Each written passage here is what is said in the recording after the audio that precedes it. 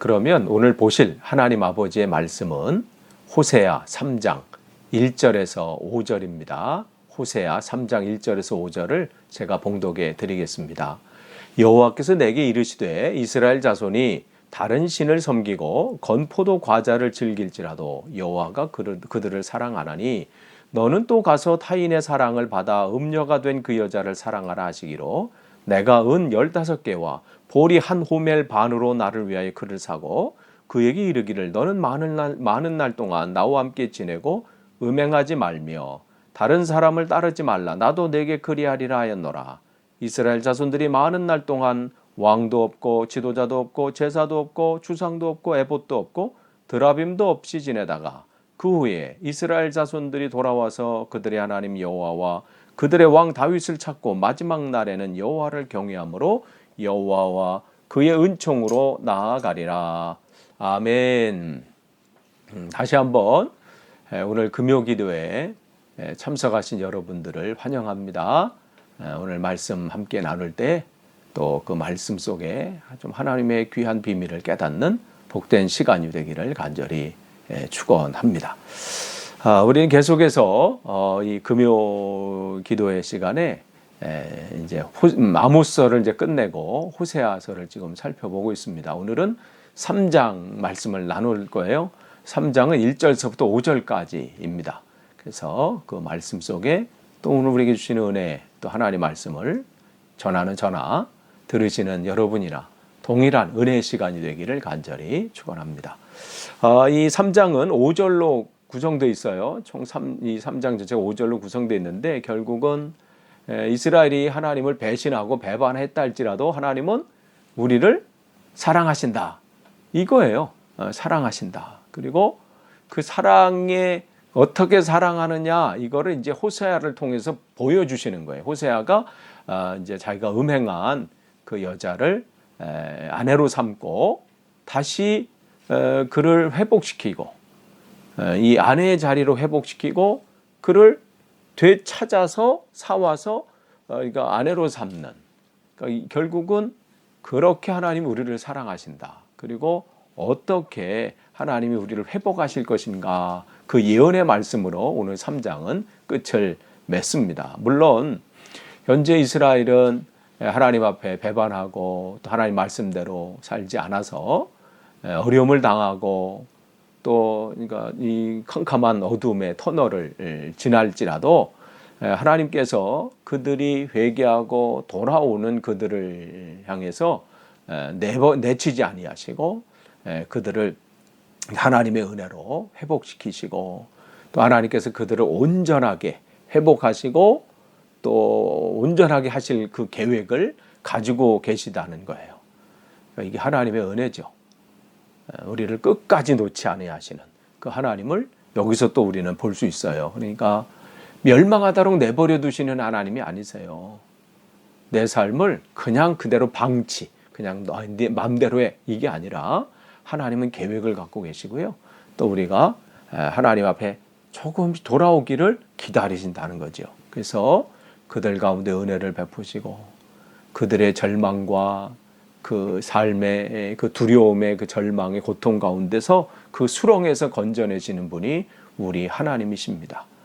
그러니까 하나님께서는 예수 그리스도를 통해서 그분의 고난과 죽음을 통해서 하나님을 배반하고 떠나버렸던 우리 인간들을 다시 살리시고 회복하실 그 하나님은 그 은혜를 우리에게 베풀어 주시죠. 그러니까 그런 것처럼 오늘 이 본문은 호세아를 통해서 그 하나님이 우리를 얼마나 사랑하시는지, 얼마나 끔찍하게 사랑하시는지 그거를 우리에게 이제 보여주시는 거예요. 이제 이 호세아가 아내 고멜이 그 호세아의 과분한 사랑으로 다시 그 아내의 지위를 회복하는 것처럼 그 이스라엘은 또 우리들은 그 하나님의 우리가 측량할 수 없는 그 사랑, 정말 감당할 수 없는 그 사랑, 그 과분한 사랑으로 우리를 그 사랑하시는 것이죠.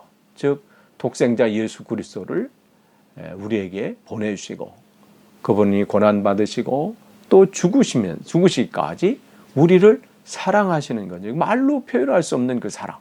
그 사랑으로 어떻게 우리가 하나님의 자녀, 잃어버렸던 그 하나님의 자녀의 지위, 그거를 다시 얻고 찾게 하시고, 또 뭐예요?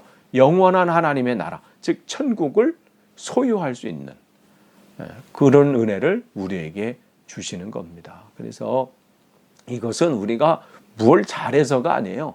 우리가 이미 죄인 되었을 때에 하나님은 이미 계획을 갖고 계셨어요. 이미 하나님은 그 일들을 진행하고 계셨어요.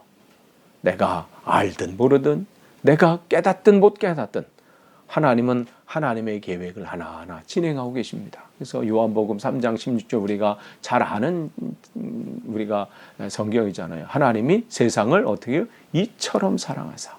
그 사랑은 어떻게 우리가 뭐와 비교할 수 없어요. 거기에는 차별이 없어요. 누구는 사랑하시고 누구는 아니고. 아니에요. 세상의 부모는 그럴 수 있어. 혹. 근데 주님께서 분명히 말씀하시잖아요. 어떻게 그 어머니가 그 태에서 자기 이 몸에서 태에서 난 자식을 어떻게 잊어버리겠느냐, 잊겠느냐? 그런 엄마는 없거든요. 배 아파서 낳잖아요. 정말 제대로 된 엄마라면 그 자식을 향한 그 사랑, 차라리 자기가 아픈 게 낫지 자식이 아픈 걸 못 보는 게 엄마 아니에요? 근데 그런 엄마라도, 그런 어머니라도 자식을 잊어버리고 막 그냥 그렇게 한다 할지라도 하나님은 뭐라고 말씀하세요? 우리에게 나는 너를 잊지 않는다. 그러면서 뭐라고 그래? 내 손바닥에 새겼다고 그랬어요. 여기다 뭐 그린 것도 아니에요. 뭐 이렇게 한 게 아니에요. 새긴 거, 안 잊으시겠다, 잊지 않으시겠다는 것이죠. 그래서 이처럼 모든 사람이에요. 저뿐만 아니라 뭐 여러분뿐 아니라 이 세상의 모든 백성들에게 하나님의 은혜는 열려 있는 거예요. 그래서 이처럼 사랑하사 독생자를 주셨으니 이는 저를 믿는 자마다 멸망치 않고, 그러니까 하나님의 목적은 멸망당하고 심판당해서 그냥 끝나는 게 목적이 아니세요. 뭐예요? 영생, 즉 영원한 하나님과의 삶, 그 영생을 얻게 하려 하십니다. 그 하나님의 그 마음, 그것은 지금 오늘 하나님은 호세아를 통해서 우리에게 정말 이게 세밀하게, 자세하게, 강력하게 보여주고 계십니다. 근데 우리가 잘 깨닫지 못해요. 그건 우리만 그런 게 아니에요. 오늘 여러분이 아침 우리가 새벽 기도에 말씀 이렇게 보시면, 오늘 이제 우리가 누가복음 18장 31절에서 34절 말씀을 오늘 아침에 우리가 살펴봤거든요. 거기 주님께서 그 제자들에게 우리가 이제 예루살렘으로 올라가자 이렇게 말씀하는데 그들은 뭐라고는 하나요? 그 말씀 속에서 내가 예루살렘에 올라가면 선지자의 그 계획대로 그렇게 다 한 말씀대로 다 이룰 것이다. 그래서 내가 가는데 그 사람들이 그냥 나를 그냥 두는 게 아니라 거기 보면 32절 말씀 보시면 누가복음 18장 32절 말씀 보시면 이방인들에게 넘겨져 희롱을 당하고 능욕을 당하고 침뱉음을 당하겠으며 그들은 채찍질하고 그를 죽을 것이나 그러나 어떻게 해요? 3일 만에 살아나리라. 이게 하나님의 계획하심이 있어요. 우리가 깨닫지 못하고 아직 죄인 되었을 때 이미 하나님은 이러한 계획들을 진행하고 계셨다는 것이고 또 우리에게 그 은혜를 주셨어요. 그러니까 1절 여러분 이제 호세아 3장 1절 보시면 여호와께서 내게 이르시되 이스라엘 자손이 다른 신을 섬기고 건포도 과자를 즐길지라도 여호와가 그들을 사랑하나니 이렇게 돼 있어요. 그러니까 하나님의 사랑이 여기 이렇게 표현되어 있어요. 근데 거기 보면 이스라엘 자손이 뭐래요? 다른 신을 섬기고 이래 있어요. 그러니까 하나님의 그를 향한 사랑과 계획하심이 준비되고 진행하고 있음에도 불구하고 여전히 우리들은 어떤 모습이라는 거예요. 하나님을 신뢰하고 하나님을 바라보면 참 좋겠는데 여전히 어떻게 해요? 눈에 보이는 것을 따라가요. 내게 유익되는 것. 그래서 여기 보면 다른 신을 섬기고 그리고 건포도 과자, 그러니까 건포도 빵이죠. 빵, 뭐 케이크, 뭐 이렇게 번역, 어떤 성경에서는 뭐 케이크라고도 번역되어 있는데 보통 이제 건포도 빵이라고 이렇게 표현되지요. 그러니까 삶의 주식이에요. 먹는 일용할 양식이에요. 그 얘기는 뭐냐면 그들이 이 이방신들에게 예배하면서 무슨 일을 요게 뭘 한다는 거냐면 그 이방신들에게 감사한다는 거예요. 우리에게 이런 것을 허락해 주셔서 감사합니다. 그런 고백을 한다는 것이죠. 이방신에게 제사 드리면서.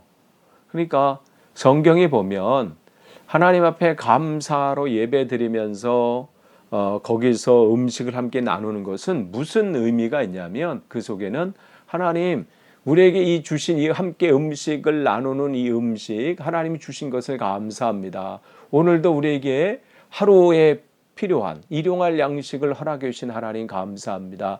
이 음식은 우리의 일용할 양식은 내가 지금 먹고 있는 음식은 하나님이 주신 것입니다. 그거를 고백하는 시간이거든요. 그게 우리가 교회 안에서도 마찬가지예요. 식사 교제를 나누잖아요. 요즘은 우리가 코로나19 이 상황 때문에 우리가 교회에서 식사 교제를 나누지 못하지만 교제를 나눈다는 건 뭐예요? 그냥 그 안에서 먹으면서 오늘 반찬이 뭐예요? 뭐 이거 먹으면서 오늘은 맛있는 거네. 오늘 내 입맛에 맞네. 그걸 평가하는 자리가 아니고요. 오늘은 뭐예요? 뭐 이래서 그걸 얘기하는 자리가 아니라 그 음식 앞에 뭘 우리는 고백하는 자리가 되는 거예요. 그때 이것을 주신 하나님, 그거를 어떻게 그동안은 어떻게 해요? 내가 집에서 또 일터에서 그냥 할 때는 나 혼자의 고백이었어. 하나님 이거 음식 주셔서 감사합니다. 또 이렇게 가정 우리 식구들과 함께 이렇게 음식을 먹게 하시니 감사합니다. 그런 고백이었다면 이제는 그 고백을 어떻게 해요? 같이 신앙 안에 있는 공동체가 함께 고백하는 시간이에요.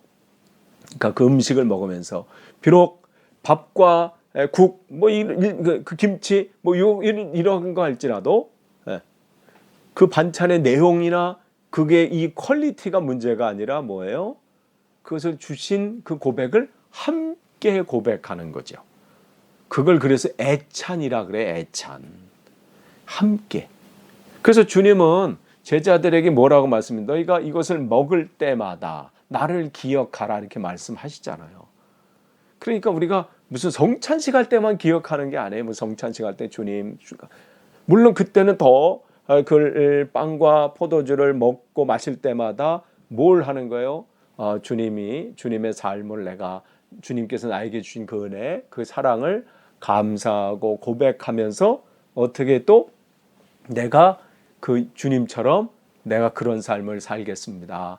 결단하는 시간이라면 우리가 함께 애찬하는 그 시간은 주신 것을 이 모든 것은 하나님께로부터 온 것입니다. 고백하는 시간이에요.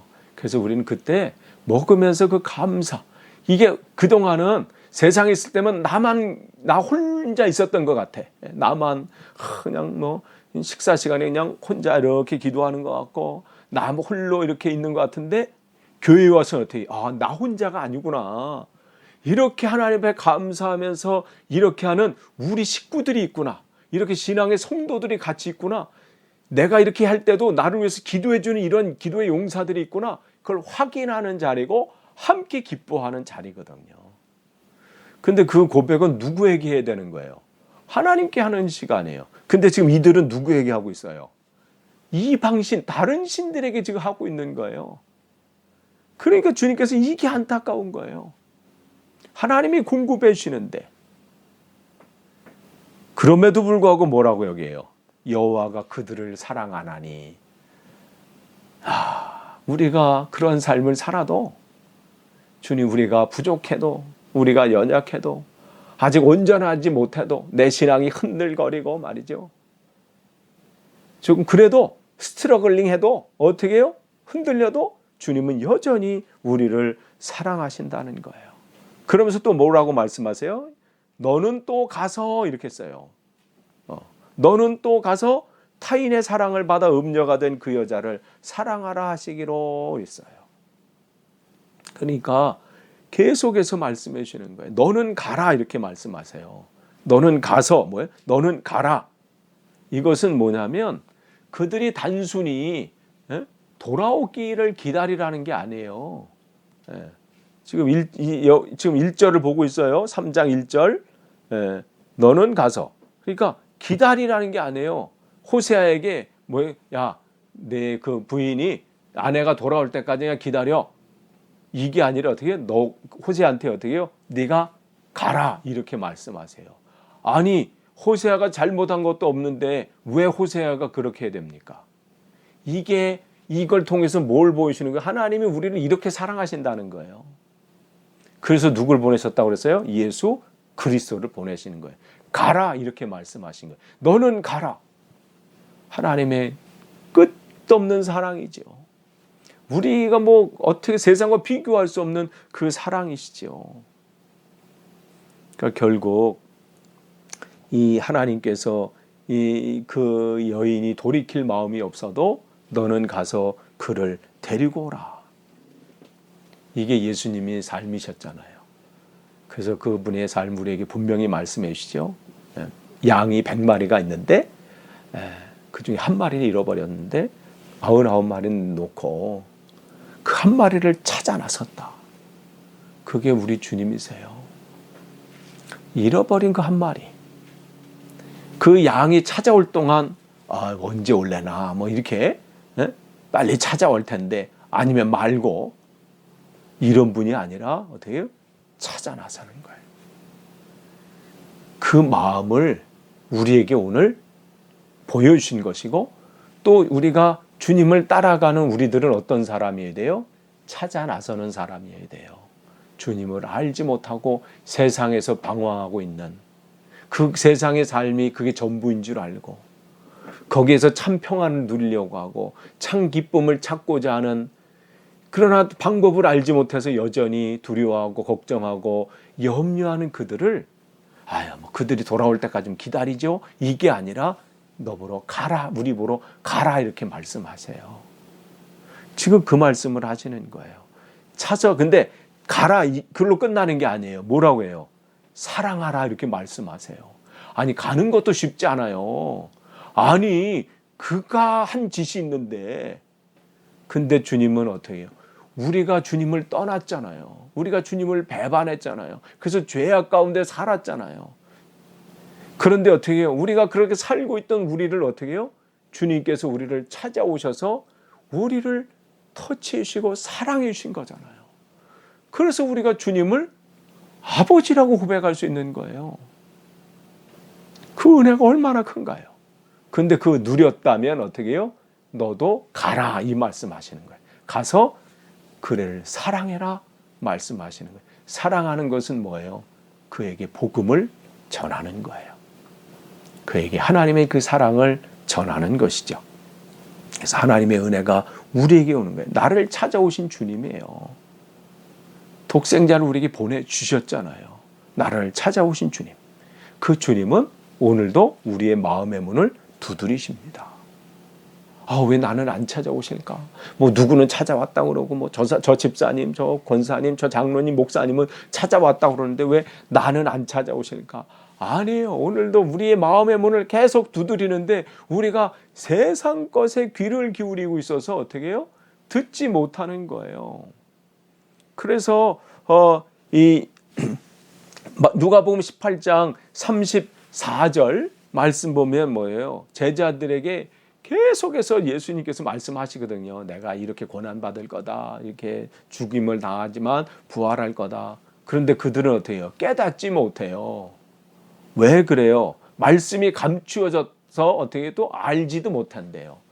그러면 하나님 일부러 감추신 거야? 이거는 너네 알면 안 돼. 그러면 왜 말씀하셔? 3번씩이나 계속 말씀하셨거든요. 내가 고난받는다. 그 다음 십자가에 죽는다. 그러나 그것이 끝이 아니다. 나는 부활한다. 그런데 그들은 깨닫지 못하고 알지 못해요. 왜 그러냐면 그들이 주님의 말씀을 듣고 이걸 듣는 게 아니라 뭐예요? 세상 것을 바라보기 때문에 그래요. 세상 것을 주목하니까 그 소리가 안 들리는 거예요. 우리 여러분이 정말 조용한 가운데 세상의 모든 내 안에 막 요동치는 근심들 있잖아요. 내 안에 막 흔들리는 그 나를 힘겹게 하는 고민, 두려움들, 걱정들. 그걸 내려놓고 정말 주님을 바라보고, 주님, 내가 주님을 만나길 원합니다. 내가 여태껏 내 노력으로, 내 열심으로, 내 방법으로 내 자녀들을, 또 내 삶을, 내 미래를 막 한번 했는데 안 됐습니다. 되는 것 같다가 또 제자리로 오고, 뭔가 좀 되는 것 같는데 그 가운데는 끊임없이 두려워하고, 그 가는 길이 또 하나의 걱정이고, 그게 내 인생이었습니다. 이제 하나님, 더 이상 나 어리석게 살지 않길 원치 않습니다. 계속 이렇게 언제까지 내가 두려워하고, 언제까지 이렇게 불안해하고, 언제까지 내가 이렇게 하겠습니까? 하나님, 이제 내려놓고 주님만을 바라봅니다. 주님, 내 삶의 주인 되어 주십시오. 그런 가운데 여러분이 말씀을 묵상하시면서 그 속에서 여러분의 하나님의 음성을 들으려고 그래요. 들으시려고 하시면 하나님의 여러분에게 두드리는 음성이 들립니다. 찾아오시는 거예요. 다 그렇게 말씀으로 찾아오세요. 무슨 하늘에서 갑자기 뭐 상도나, 물론 하나님께서 특별하게 그런 어떤 것을 역사할 수 있지만 대부분 어떻게 해요? 하나님 말씀이에요. 말씀으로 찾아오세요. 그러니까 그렇게 온다는 것이죠. 근데 여기 보면, 그러니까 여러분이 그러한 가운데, 조용한 가운데 말씀을 여러분이 묵상하시면서 거기서 들려오는 하나님의 음성을 들으심으로 여러분이 주님과 주님이 여러분이 찾아온 그 음성이 들려지기를 축복하고 또 기도합니다. 또 2절 보시면, 근데 주님이 그러한 사랑으로 호세아에게 뭐라고 했냐면, 너는 가라, 그리고 사랑해라. 그러면서 2절에 뭐라고 해요? 내가 은 15개와 보리 한 호멜 반으로 나를 위하여 그를 사고. 가서 가라, 그리고 그를 사랑해라. 그걸로 끝난 게 아니라 어떻게 해요? 대가를 치르라요. 아니, 가면 갈수록 이게 더 힘들어져요. 가고 사랑하고 대가를 치르라. 이게 누구의 삶이셨어요? 예수님이셨어요. 예수님이 우리에게 오셨죠? 가라 하셔서 가셨고 우리에게 오셨죠? 그리고 우리를 이처럼 사랑하셨죠? 그리고 어떻게 해요? 대가를 치르셨어요. 여기 보면 은 5개와 보리 한 호멜 반으로 나를 위하여 그를 사고, 여기 보면 은 15개와 보리 한 호멜 반은 이렇게 계산을 이렇게 하면 은 30세겔 정도 된다고 그래요. 은 30세겔. 여러분, 은 30세겔 하면 뭐가 생각나요? 출애굽기 21장 32절에 보면 노예로 팔려간 사람을 다시 살려면 은 30세겔을 지불해야 된다. 이렇게 성경에 기록하고 있거든요. 출애굽기 21장 32절에. 그러면 그렇게 나와 있죠? 근데 이 은 30세겔 또 뭐가 생각나요? 가룟 유다가 예수님을 얼마에 팔았어요? 은 30세겔에. 그래서 예수님을 팔아 넘겼잖아요. 근데 여기서부터 은 30세겔을 주고 그를 사라, 이렇게. 그러니까 뭐예요? 여기서는 뭐예요? 하나님의 그 대가를 우리로 치르심, 이거를 우리가 볼 수 있어야 돼요. 예수님께서 우리를 위해서 어떠한 대가를 치르셨는지. 우리가 뭐예요? 그 여기서는 뭐예요? 출애굽기 21장 32절에 나온 그 은 30세겔은 뭐예요? 노예로예요. 그러니까 여기서 이 여인은 어떤 지금 처지에 있다는 거예요? 그냥 어디 가 있는 처지가 아니라 노예로, 종으로 그 신분이 완전히 바닥을 치고 있는 상황이에요. 그러니까 돈을 주고, 반드시 돈을 주고 거기서 빼내와야 되는 거예요. 그냥 말해가지고 뭐 그냥 제가 데려가면 안 될까요? 이래서는 안 되는 거예요. 반드시 어떻게 해요? 그 대가를 치러야 되는 거예요. 그러니까 주님께서는 그 말씀을 하시는 거예요. 내가 너를 대가를 지불하고 너는 내 것으로 사왔다. 너는 내 것이다. 이 말씀을 하시는 것이죠. 우리는 그러한 존재예요. 주님께서 대가를 지불하셨어요. 핏값으로 산 겁니다. 우리가 사단의 종이었어요. 마귀의 종이었어요. 거기에 노예였어요. 그래서 주님보다는 세상 것을 바라봤고 세상 것을 주목했고 그렇게 살았던 우리들입니다. 그런데 우리를 어떻게 주님께서 그의 핏값을 주시고 우리를 다시 사오신 거예요. 그래서 우리를 하나님의 자녀로 삼아 주신 것이죠. 그러니까 이 구약 성경의 전체는 누구를 지금 이야기해 주고 있는 거예요? 예수 그리스도예요. 메시아에 관한 말씀이에요. 3절을 보시면 그러면서 그렇게 말씀하시면서 3절에 그에게 이르기를 너는 많은 날 동안 나와 함께 지내고 음행하지 말며 다른 남자를 따르지 말라 나도 내게 그리하리라 하였노라. 이제 사왔어요. 하나님께서 우리를 하나님의 그 독생자 예수 그리스도 예수님의 그 핏값으로 우리를 사셨고 하나님의 자녀가 되게 하셨잖아요. 그러면 우리가 해야 될 일이 여기 있어요. 여기 보면 호세아의 새 아내가 된 거잖아요. 이전의 모든 과거는 이제 깨끗해지고 이제 새롭게 시작하잖아요. 새 아내가 됐어요. 새 신부가 된 거예요. 우리도 마찬가지예요. 주님의 새 신부가 된 우리들은 그러면 해야 될 4가지 여기 보면 일들이 있어요. 지침이 있어. 그걸 우리에게 보여주거든요. 4가지. 뭘 하지? 많은 날 동안 나와 함께 지내며 이렇게 했어요. 그게 먼저 해야 될 우리의 일이에요. 많은 날 동안. 그럼 뭐예요? 그냥 뭐 어떻게 같이 산다라는 것은 뭐예요? 함께 지내는 것은 뭐예요? 함께 사는 거예요. 함께 머무는 거예요. 거기 남아 있는 거예요. 예레미야에서는 그걸 이렇게 말하잖아요. 주님은 우리의 토기장이고 우리는 거기에 우리의 진흙이다. 그러면서 우리가 제대로 빚어지려면 어떻게 하라고 그랬어요? 그의 손에 남아 있으라 이거거든요. 그게 여기면 함께 지내는 거예요. 우리가 하는 게 우리가 정말 하나님의 자녀가 되면 첫 번째 해야 될 게 뭐냐면 머물기예요. 하나님 말씀 안에 머물기, 하나님 은혜 안에 머물기. 거기 스테이하는 거예요. 스테이하는 거. 주님과 함께 하는 거죠. 그러니까 우리의 목표는 24시간 주님 바라보기. 주님의 은혜 안에 거하기. 이게 우리가 첫 번째 주님께서 우리에게 요청하시는 사항입니다. 두 번째 뭐예요? 음행하지 말며 머물러 있는데 같이 살면 무슨 소용입니까? 마음은 딴 데가 있으면. 음행한다는 것은 뭐예요? 함께 살고 있는 그 사랑하는 사람을 그 사람만을 생각한다는 거예요. 음행한다는 거 하지 말는다는 것은 어떻게 남편이 있는데 다른 남자와 삶을 산다면 그게 제대로 된 거겠어요? 마음이 그냥 몸은 이 사람과 사는데 마음은 다른 남자와 살아. 그러면 그게 음행이에요. 그게 음행. 그러면 어떻게 해요? 같이 머물지만 주님과 함께하는 삶 속에서 어떻게 그 마음에 누구예요? 세상을 바라보는 것이 아니라 어떻게 해요? 주님이 나의 주인 되심을 인정하는 삶이에요. 그래서 고린도후서 4장 18절 보면 우리가 주목하는 것은 보이는 것이 아니다 이렇게 말해. 크리스찬들은 눈에 보이는 것을 주목하지 않는다.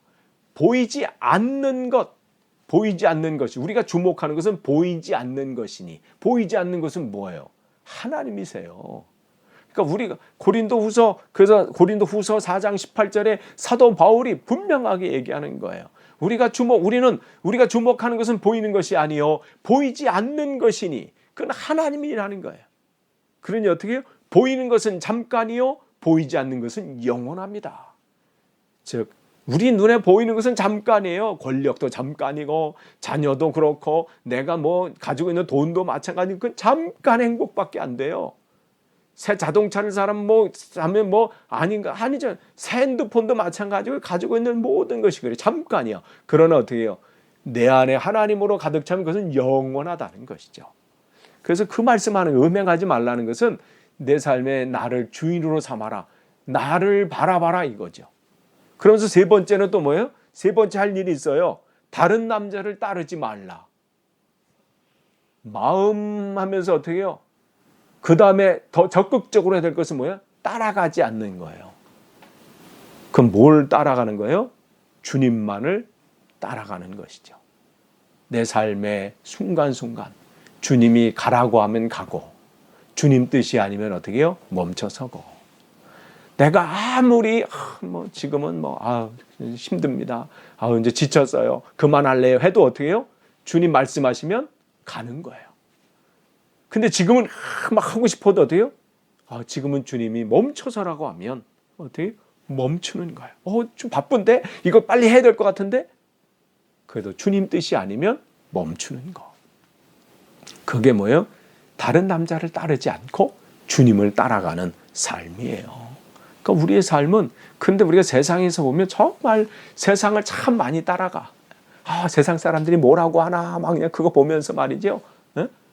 자녀들의 과외에 대해서 무슨 얘기를 하나, 저기 아줌마들 지금 모여서 과외에서 과자만 나오면 그냥 귀가 탁 해가지고 그냥 그 정보 얻을 수 없나 말이지. 그냥 어떻게 해야 되나. 거기에 그냥 따라가고 말이죠. 거기에 끼려고 그냥 어떻게든 한번 끼워보려고. 그걸 따라간다고 되질 않아요. 하나님에 맡기면요, 하나님이 할 수 있도록 하셔요. 과외가 필요하면 과외도 하게 하실 거예요.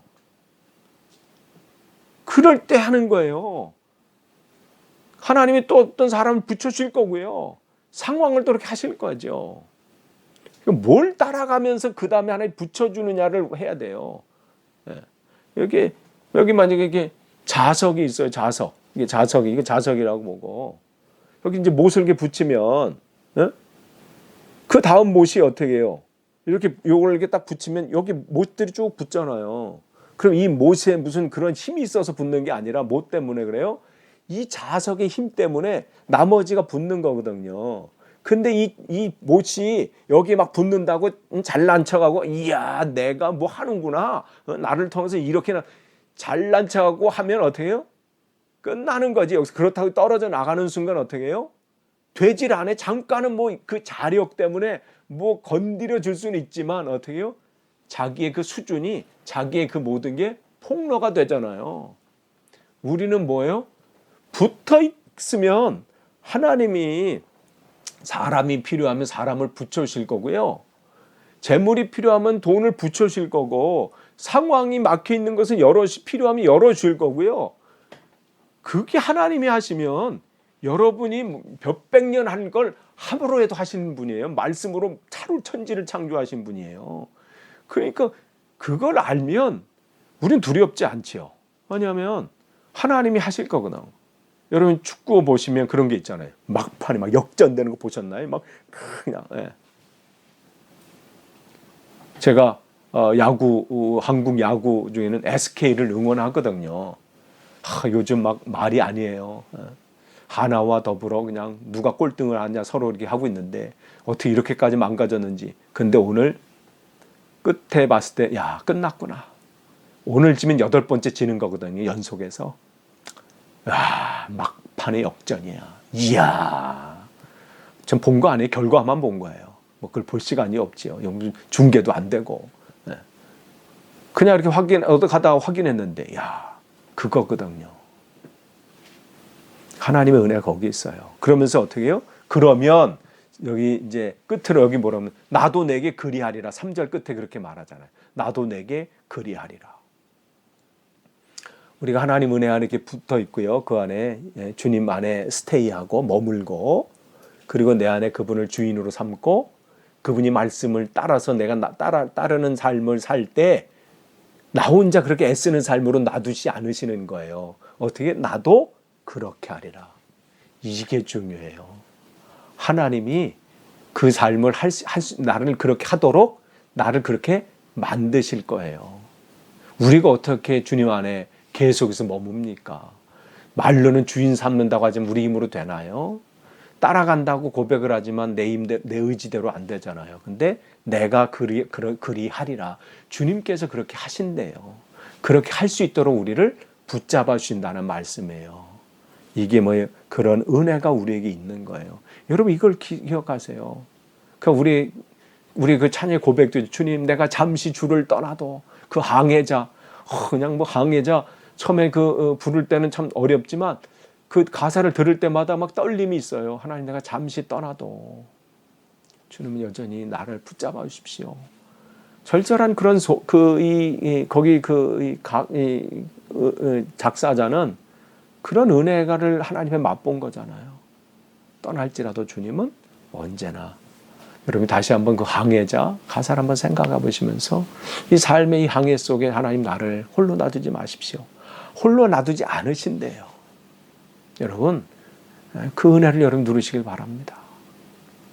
그래서 4절에 이스라엘 자손들이 많은 날 동안 왕도 없고 지도자도 없고 제사도 없고 주상도 없고 에봇도 없고 드라빔도 없이 지내다가, 그러니까 하나님께서 회복하시기 위해서 여기 보면 이 5가지를 없애버리신대요. 회복하기 위해서는 우리가 또한 대가를 치러야 되는 것이 있습니다. 거기 보면 왕도 없고 지도자도 없고, 그동안은 이들은 누구가 왕이었어요? 세상이 왕이었어요. 인간으로 세운 자들이 왕이었고 지도자였어요. 그래서 하나님이 안타까웠죠. 그래서 어떻게 그들은, 이스라엘은 어떻게요? 그 시대에 왕이 없으므로 자기 소견에 옳은 대로 살았어요. 자기가 왕이었고요, 세상이 왕이었어. 근데 하나님께서 그걸 없애버리신대요. 왜? 진정한 왕이 누구인지를 깨닫게 해주시는 거예요. 그러니까 그들은 바벨론 포로 생활하면서 이거를 처절하게 느꼈어요. 왕이 없는. 그러면서 뭘 찾게 돼요? 그들은 왕도 없고 지도자도 없는 그런 막연한 그런 힘겨운 고통의 시간들을 가졌지요. 그러나 그들 속에서 하나님이 그렇게 하신 것은 왜 그래요? 진짜 왕이 누구인지를 회복시켜주고 알려주기 위한 거였어요. 없애는 것은 끝내시는 게 아니라 새롭게 시작하시기 위한 없앰이에요. 그래서 지도자도 없고 왕도 없다는 것은 하나님께서 내가 이제 너의 왕이 된다. 내가 너의 지도자가 된다. 내가 너를 이끈다. 이것을 기억하라고 말씀하시는 것이죠. 제사도 없고, 그들이 바벨론 포로 가서 무슨 제사를 드려요? 무슨 예배를 드려요? 그런데 어때요? 그 전에 그들이 온전하게 드리지 못한 예배, 하나님 그걸 원치 않으셨거든요. 그러면서 어때요? 바꾸려면 어때요? 완전히 제로 베이스가 돼. 완전히 새로 시작돼야 되잖아요. 그걸 없애버리시는 거예요. 그래서 진짜 그 안에 예배에 대한 사모함을 갖게 하세요. 정말 하나님 내가 사모합니다. 우리가 지금 이런 팬데믹 기간이 되니까 더 하나님 말씀에 의한 사모함이 생기잖아요. 그런 거예요. 거기도 보면 주상도 없고, 주상이라는 것은 뭐냐면 성소, 그 성전 앞에 세워진 우상과 같은 그러한 것들이에요. 그러니까 하나님이 세우지 말라는 것들, 그들은 우상들을 세워놓고 거기 비는 것이죠.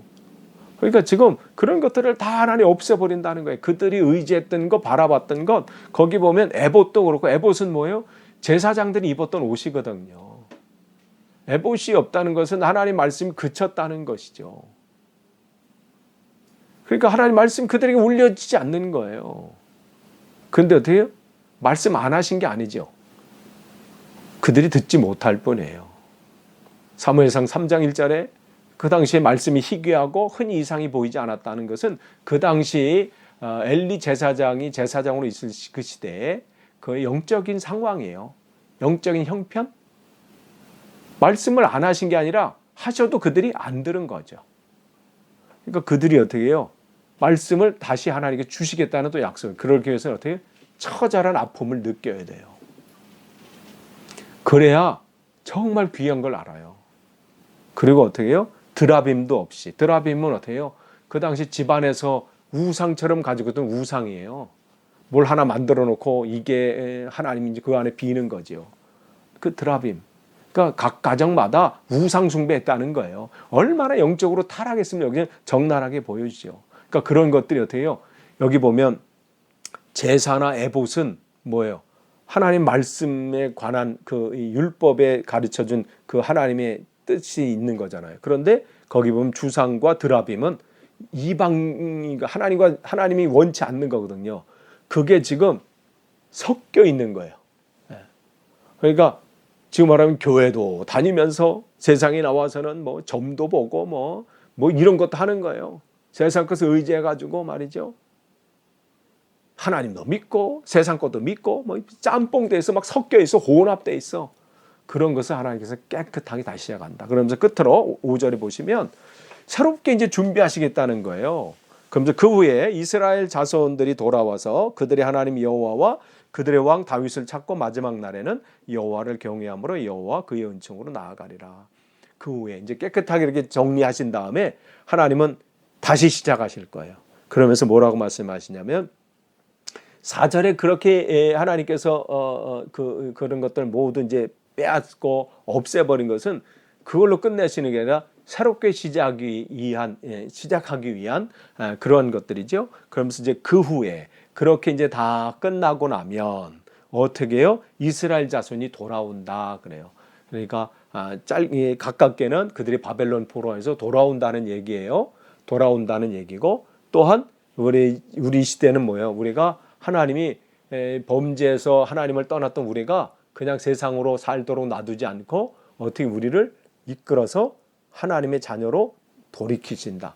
되돌아오게 하신다. 하나님의 주님을 만나게 하신다. 그 말씀이에요. 그렇게 되면 그들이 주님 앞에 돌아와서 주님을 만남으로 주님 내가 여기 있습니다. 나는 죄인입니다. 나를 불쌍히 여겨주세요 하고 돌아오면 무슨 일들이 거기서 일어나요?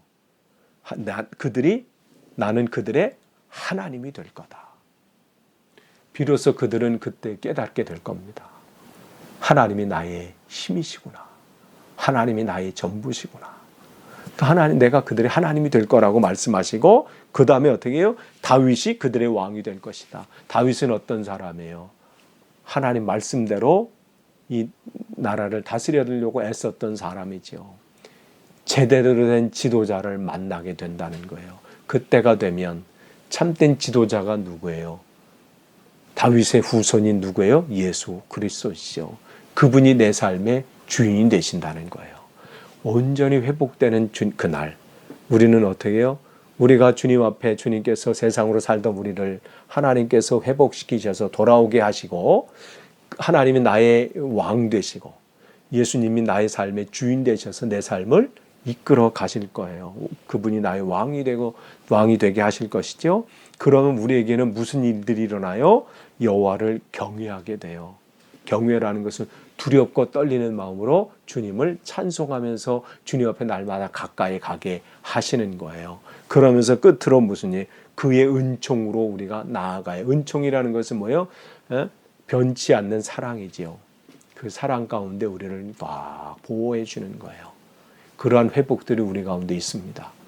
아무쪼록 여러분 지금 우리는 이 호세아 이 3장을 통해서 하나님이 우리를 얼마나 사랑하신지를 정말 짧은 구절이지만 1절에서 5절밖에 되지 않지만 거기에 요약해서 보여줘요. 그 은혜가 여러분의 삶 속에 풍성이 느껴지고 누려지시기를 간절히 축원합니다. 기도하겠습니다. 하나님 감사합니다. 오늘도 말씀을 주셨습니다. 이 말씀이 하나님 우리 삶 속에서 다시 한번 깨달아지고 하나님의 큰 사랑을 누리는 귀한 말씀으로 붙잡아 주시고 날마다 감사하는 그런 삶을 살게 없어서 감사드리며 예수님의 이름으로 기도하옵나이다. 아멘.